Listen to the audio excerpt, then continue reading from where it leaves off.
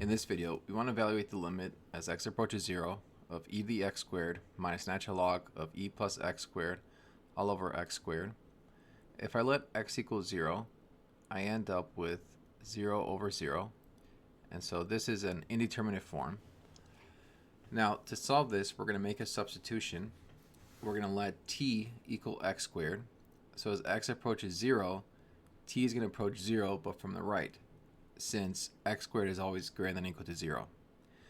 And so now the limit becomes, limit as t approaches 0 from the right, e to the t minus natural log of e plus t all over t.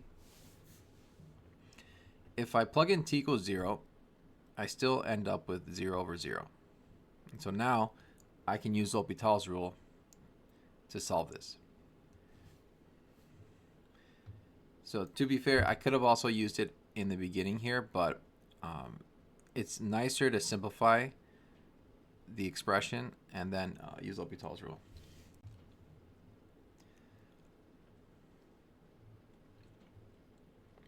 Okay, so the numerator, if we look up here, was e to the t minus natural log of e plus t.